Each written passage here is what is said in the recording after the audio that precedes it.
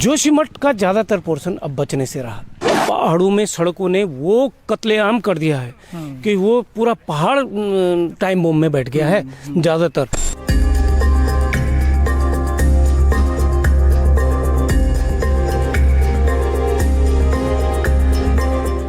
ये बहुत उदास सत्य है कि अब जोशीमठ के ज़्यादातर पोर्शन का अस्तित्व नहीं रहेगा।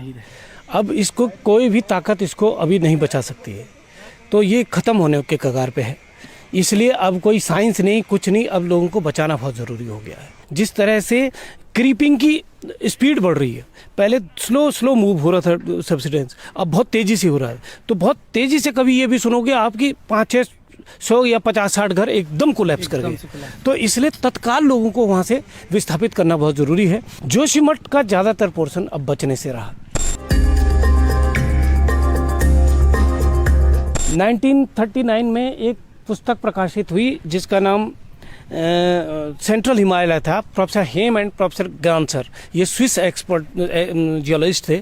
इन्होंने यहाँ ट्रेवर्सेस किए और उन्होंने उस टाइम पे लिख दिया था 1939 में, पहले पब्लिकेशन मोनोग्राफ आया था, उसमें लिखा था इन्होंने कि ये क्षेत्र जो है, ये जोशीमठ जो बसा हुआ है वो बड़े लैंडस्लाइड मटेरियल के ढेर पे बसा हुआ है। 1976 में तत्कालीन उस समय भी जोशीमठ में लैंडस्लाइड के काफ़ी इवेंट्स हुई थी। तो तत्कालीन जो गढ़वाल कमिश्नर थे महेश चंद्र मिश्रा, उनकी अध्यक्षता में सरकार ने उत्तर प्रदेश सरकार ने एक कमेटी बनाई।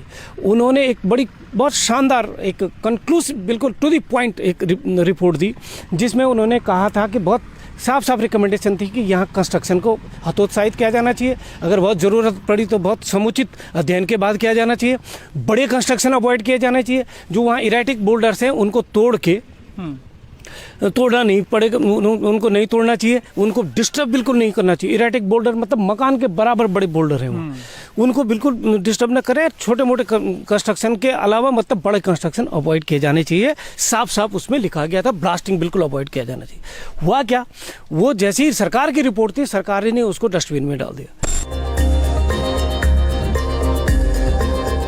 हिमालय सबसे अजूबा पहाड़ है, सबसे नया है, सबसे नया, सबसे ज्यादा मतलब डेवलपिंग है, तो उसमें ये सारी। अब आप देखिए कि धर्मशाला हिमाचल का धर्मशाला में ऐसी स्थितियां हैं, वो सबसाइड कर रहा है। भटवाड़ी ने पूरा सबसाइड कर गया और जोशीमठ आपके सामने है ही है। गोपेश्वर में देख लेना, गोपेश्वर में लगातार इधर उधर से खिसक रहा है। गोपेश्वर भी टाइम बम में बैठा हुआ है। जब हम डेवलपमेंट के प्रोजेक्ट फाइनलाइज करते हैं, तब हम इतने इंसेंसिटिव हो जाते हैं कि तब हमको मतलब आप ये भी देख लीजिए कि जब वो जो फरवरी 2021 की घटना हुई, तो उस टाइम पे फिर सरकार का सबसे पहले स्टेटमेंट ये था कि इस घटना के बहाने हाइड्रो पावर के अगेंस्ट माहौल न बने जी। हाँ। तो और दूसरी बात यह है कि जब लगातार सड़क चौड़ीकरण से लगातार बड़े पैमाने पर स्लोप्स पे डिस्टर्बेंसेस हो रहे हैं, इरिवर्सिबल डैमेज हो गया है।